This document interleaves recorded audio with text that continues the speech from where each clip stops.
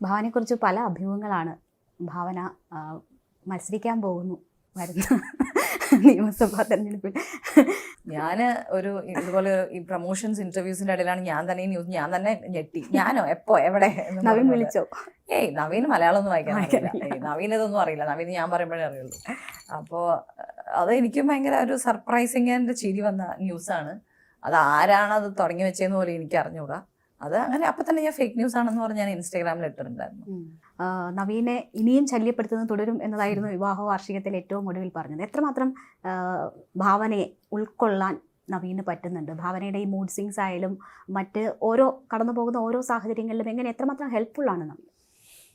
May be നമ്മൾ രണ്ടുപേരും ആ ഒരു മെച്ചുവേർഡ് ഇൻഡിവിജ്വൽസ് ആയതുകൊണ്ട് തന്നെ ആ ഒരു സ്പേസ് റെസ്പെക്ട് ചെയ്യുന്ന ആൾക്കാരാണ്. അപ്പോൾ ഈവൻ നവീനും പ്രശ്നങ്ങൾ ഉണ്ടാകുമ്പോൾ ഞാൻ എന്തെങ്കിലും വിളിച്ചു കഴിഞ്ഞിട്ടുണ്ടെങ്കിൽ ബുജു ഞാൻ തിരിച്ചു വിളിക്കാം എന്ന് പറയുമ്പോൾ ഞാൻ ഓക്കെ എനിക്ക് മനസ്സിലാവും. അപ്പോൾ ആ ഒരു സംഭവം എന്തായാലും ഉണ്ട്. അത് മേ ബി ആ ഒരു നമ്മുടെ ഒരു ലവ് റിലേഷൻഷിപ്പ് കഴിഞ്ഞ് കല്യാണത്തിലേക്ക് എത്തി ഇപ്പോൾ ഒരു ഹസ്ബൻഡ് ആൻഡ് വൈഫ് എന്നുള്ള രീതിയിലുള്ള ഒരു മെച്യൂരിറ്റി അങ്ങോട്ടും ഇങ്ങോട്ടും അറിയാൻ പറ്റുമല്ലോ. അപ്പോൾ അത് തീർച്ചയായിട്ടും എനിക്ക് അങ്ങനെ ഒരു സ്പേസ് തരുന്ന ഒരാൾ തന്നെയാണ് നവീൻ. ഇത്രയും സ്ട്രോങ് ആയ ഒരു ഏത് സിറ്റുവേഷൻ വന്നാലും മറികടക്കാൻ സ്വയം തീരുമാനിച്ച് പറ്റുന്ന ഭാവന എന്തിനാണ് ഒരു വാമ്പയർ ആവാൻ ആഗ്രഹിക്കുന്നത്?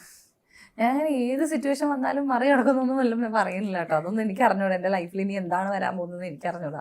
അത് ഞാൻ എങ്ങനെ റിയാക്ട് ചെയ്യും, എങ്ങനെ മറികടക്കുന്നത് എനിക്ക് അറിഞ്ഞുകൂടാ.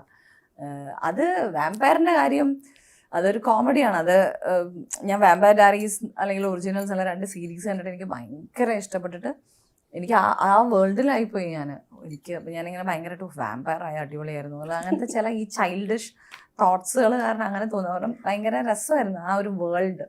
ഒരു നമ്മൾ ചിലപ്പോൾ ആഗ്രഹിക്കില്ലേ നമ്മൾ ആരും പരിചയമില്ലാത്ത ആരും അറിയാത്ത എവിടെയെങ്കിലും പോയി ഇരുന്നാലോ എന്നൊക്കെ. അങ്ങനത്തെ ഒരു ഫീൽ തന്നെ എനിക്ക് വാമ്പയർ ഡയറീസ് ആണ്. അപ്പോൾ അതുകൊണ്ട് അങ്ങനെ നോക്കിയതാണ്. വാമ്പയറിന്റെ പവർ വേണ്ട? അതൊക്കെ വേണം, എല്ലാം വേണം, ഇൻക്ലൂഡിങ് എവറിത്തിങ്. വാമ്പയറിന്റെ പവർ കിട്ടിയിട്ട് എന്തെങ്കിലും ചെയ്യാനുണ്ടോ? ചെയ്യാൻ രസമാണ് ഇങ്ങനെ മാറി മാറി ജീവിക്കുക. ഒരു രസമുള്ള ഒരു ലൈഫ് മിസ്റ്ററിയാണ് ബീങ് എ വാമ്പയർ. ആ സീരീസ് കാണുമ്പോൾ കേട്ടോ. ശരിക്കുള്ള വാമ്പയർ ഒന്നും ഇല്ലല്ലോ, നമ്മൾ എവിടെ പോയി ചോദിക്കാനാണ്. ആ സീരീസിൽ കാണുമ്പോൾ നമുക്ക് ഇഷ്ടപ്പെടും. ലുക്കിംഗ് അറ്റ് യുവർ സെൽഫ്, എന്താണ് വീക്ക്നെസ്, എന്താണ് പവർ? പവർ എനിക്ക് തോന്നുന്നു എൻ്റെ ഫാമിലി ആൻഡ് ഫ്രണ്ട്സ് ആയിരിക്കും. പിന്നെ കുറച്ച് പ്രാക്ടിക്കലാണ് ഞാൻ. വീക്ക്നെസ് എന്ന് പറയുന്നതും അഗെയിൻ ഫാമിലി ആൻഡ് ഫ്രണ്ട്സ് തന്നെയായിരിക്കും. പിന്നെ ഓഫ്കോഴ്സ് എൻ്റെ കരിയർ കുറച്ച് നമ്മൾ ഇത്രയും ചെറുപ്രായത്തിൽ തന്നെ നമ്മൾ വർക്ക് ചെയ്തുകൊണ്ടിരിക്കുമ്പോൾ നമുക്ക് ഈ ഒരു കരിയറിനോട് ഭയങ്കര ഇത് തോന്നുമല്ലോ. സന്തോഷമായാലും സിനിമയിൽ അഭിനയിക്കും, സങ്കടമാണെങ്കിൽ സിനിമ കാണും, അങ്ങനെയാണോ ഭാവന? അങ്ങനെയല്ല. സന്തോഷമാണെങ്കിലും മൂവി ചെയ്യുന്നതിന് ഇതൊന്നും ഇതേ അല്ല കേട്ടോ, ബാധകമേ അല്ല. മൂവി ചെയ്യുന്നത് നമുക്ക് കഥ കേട്ട് ക്യാരക്ടർ ഇഷ്ടപ്പെടുമ്പോൾ നമ്മൾ മൂവി ചെയ്യുന്നു. സന്തോഷമാണെങ്കിൽ എനിക്ക് തോന്നുന്നു എന്തും ഷോപ്പിംഗ് അല്ലെങ്കിൽ ഫ്രണ്ട്സിൻ്റെ കൂടെ ഈവൻ നല്ല ഫിലിംസ് കാണാം.